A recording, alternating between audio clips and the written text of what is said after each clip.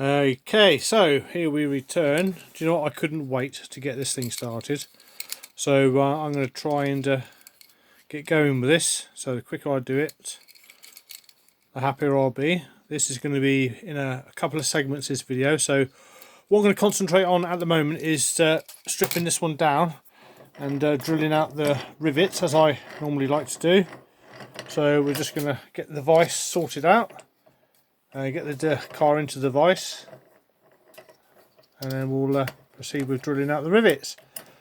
Again, I'm doing this really cack-handed. I'm trying to do it with one hand because I'm holding my camera. I did make up a little jig for it, my phone, but I wasn't. Oh, there we go. See, that's what happens. So just bear with me 2 seconds. Okay, so we're back. So as you can see, the car's upside down in the vise. So what I proceed to do now is, with this drill bit, high-speed drill bit, is drill out these rivets there, there and there, so that I can then pop off the bottom. So with this hand drill, just going to line up the rivets, not a lot of pressure.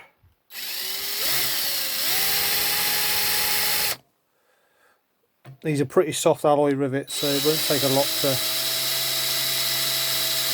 knock them out. There's one.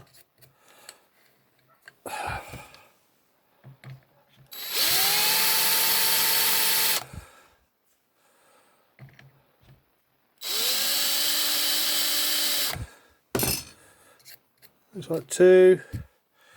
Now this one here could take a little bit longer because it's a deeper rivet.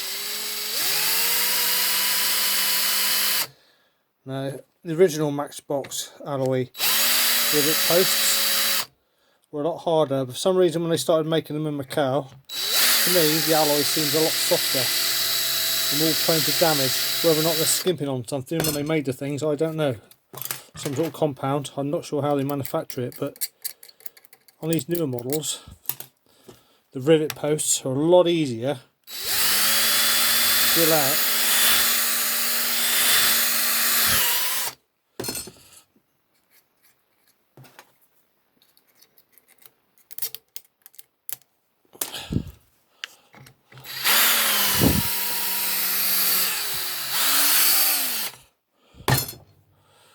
Right, so I'm hoping that's going to be enough. Just see a couple of edges there, just smooth. Right, so just take that out. Put the drill out the way. So what I need to do now is just assess whether or not this is just going to pull apart or be a little more stubborn. What I've got is a very cheap, I think they're out of a Christmas cracker, set of watchmaker screwdrivers, and I tend to use them as a little pry bar. And yep, that front one came out, piece of cake. And there's the rear ones that are proving to be a little bit more stubborn. So we just bear with me a moment. I'm just going to try and just lever this. Oh, there we go. Bob's your auntie. Oh crikey, no, that windscreen. Haha. Yes. More damage than I did thunk. That's got a whopping big crack across there. Or is it? No, it's not. Lucky. No, that's just where the tip-axe running under, or whatever it was they used. That might clean up better than I think. So, oh, the interior is perfect. That just needs a wash. Warm soapy water. That's brilliant. Yeah, there we go. There's our little spring suspension. So that will literally allow the wheels just to pop out. Just like that. Excellent. Oh, I'm really, really pleased that that's gone so easily. So what I might do with the same as I did the last one, take that out as well, that way I can give it a good clean. So there we go, that's the underside of it. I originally did this almost like battleship grey colour. So that's the original colour of the model. This red colour, as I thought. So nearly all the ones I've seen are this colour, or a blue colour. But now that's pretty good. I'm just wondering, when I go to put this model back together, how well it will clip back together. Or whether or not I need to drill out. Yeah, it actually clips together pretty well. So do you know what, apart from the front end, I might just use super glue just to reattach this. Again, it's not really going to get played with. I don't think I'm going to bother drilling and tapping out those posts, you know. No, I think I'm just going to use a bit of super glue to do that. Can't see any dents, the roof's not caved in, pillars are okay. Yeah, it looks pretty flush. Excellent. Right, so first things first, these need to go in some caustic soda. So just bear with me a moment.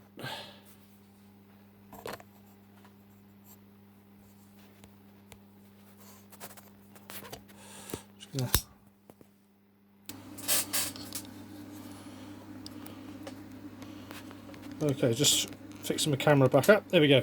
So what I've got here is an old Heinz sandwich spread jar, some good old caustic soda. Now what we're going to do, undo the lid and pop a couple of teaspoons of this in this jar.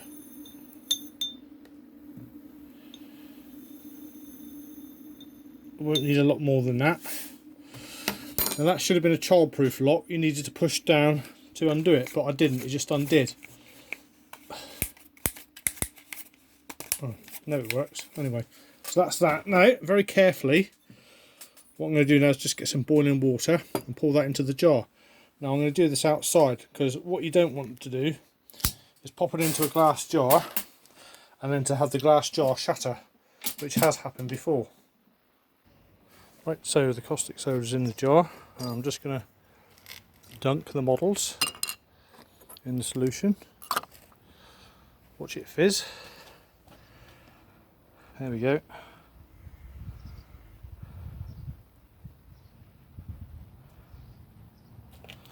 Bit of a stir.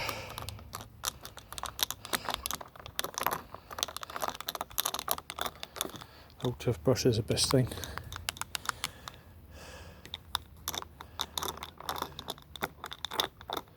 It'll take long this. Paint should start falling off. Just needs to be agitated.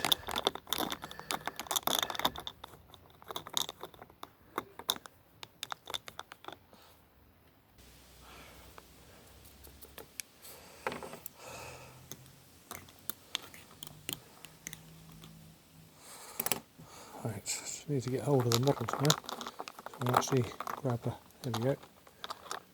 Whee! Looking pretty good.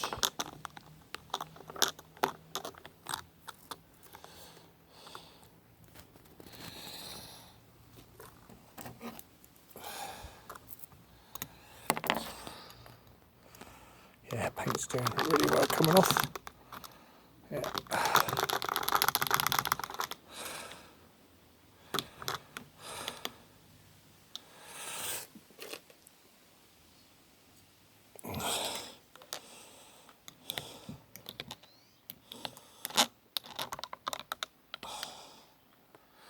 Oh wow, now that one there had some sort of Smokey and the Bandit type Phoenix or Eagle, whatever it was on the front. Eagle originally. Pretty cool. Not anymore, it's not. And the paint's come right off of that, which I'm really pleased about. Yep, marvellous.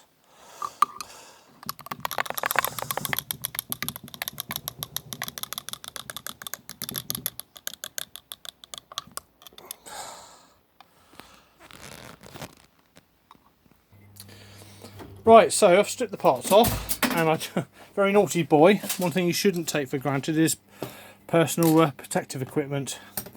But I didn't wear my gloves like I normally do. But anyway, I didn't get anything on my hands.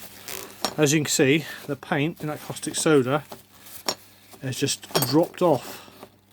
So that is really, really good. There's a few little bits left on it, but it just drops off again with a little bit of a prod and a poke with the right instrument. Something metal, it just falls off. What I'm going to do at the moment is just continue with this little metal tool, just to scratch the rest of it off. And then what I intend to do is, as in previous videos, I'm not going to bore you with the process because you've seen it before, is go over it with a metal grinding brush, polishing brush, just to get rid of any little imperfections and any excess paint in and out of the corners. So that's all I'm going to do. So the next time you see this model, it should be shinier than that, and the base as well. So I'll see you in a moment. So what I've done is just spent 10 minutes going over the casting with a circular wire brush. Looks pretty good, that. Got all the crappy paint off, and again the base of it looking as good as new. Few little imperfections on the casting, but once I primer it and paint it, you won't really notice those. It's not going to be an exhibition model or anything like that. It's just going to go probably in my display cabinet with my other ones. Yep, really chuffed with the outcome of that.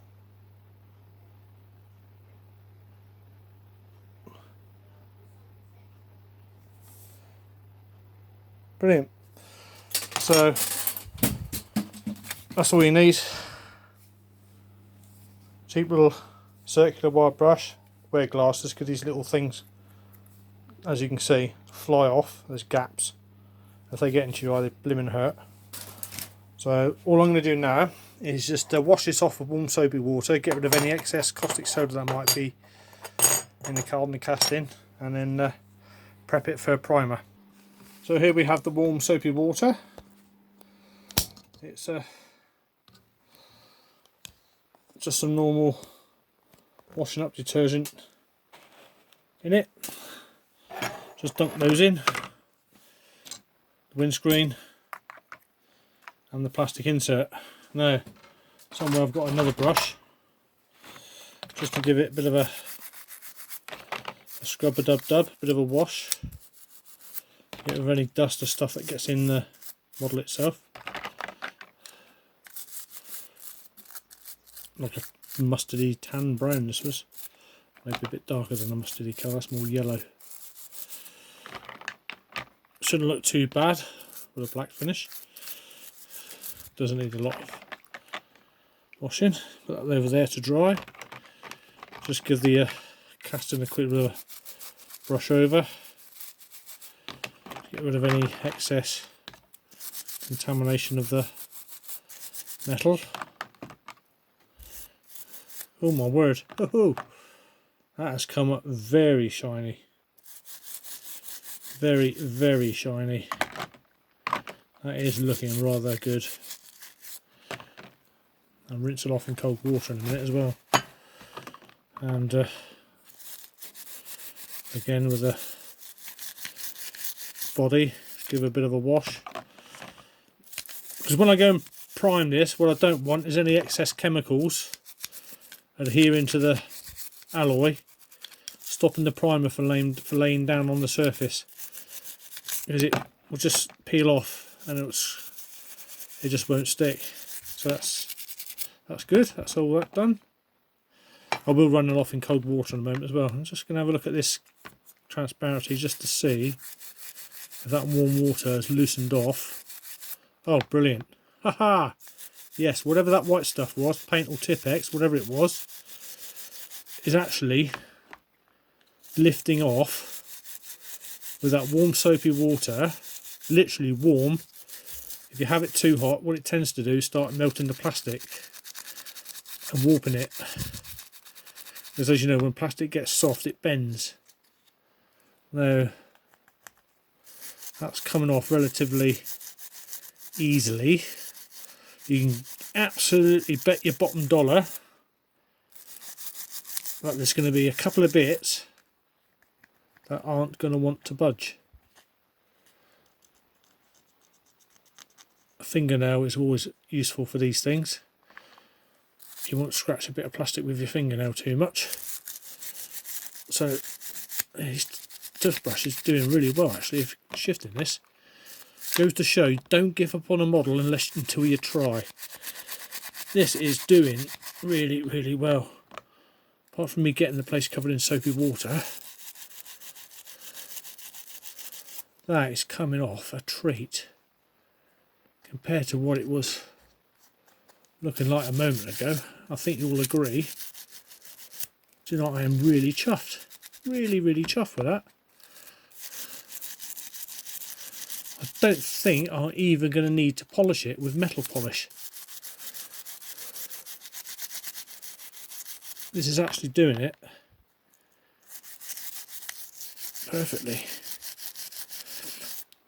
I would even go so far as to say, as whoever painted that windscreen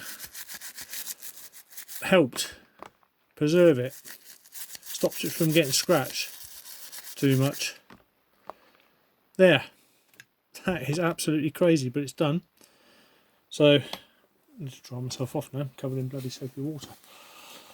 Excellent. That was amazing. So I'm just going to go and rinse this off now and see what it looks like. Well, hunky dory. That has come up tops. Compared to what it used to look like, I think you'll agree. That's better than shiny. That is like brilliant. I am happy with that, big time. There wasn't much wrong with that anyway, so no surprise that that's come up really well. Now on close inspection of the transparency, yeah, there are a few minor scratches and dinks. Nothing I'm over concerned about though. They will actually polish out, I think. Not perfectly, but good enough. But compared to what it used to look like, you got to remember this was made in 1982. This is just a thin bit of plastic. It's not going to be perfect. So all I'm going to use for that is this stuff. Little dab of this on a cotton bud. Will hopefully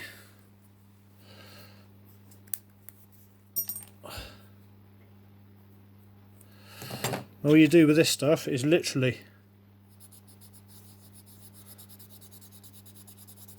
rub it on till you can hear that. When it starts to squeak, that's more or less ready to do something else. Do the other side. You might wonder why I'm doing a plastic transparency with a metal polish. It works brilliantly. Use it time and time again.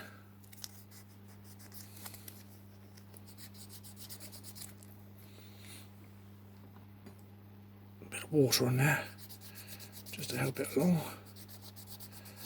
There's a bit of water.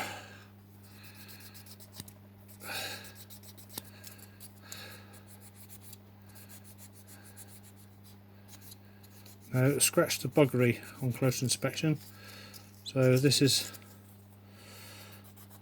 just going to help just even it up a bit, just to give it a bit of a polish.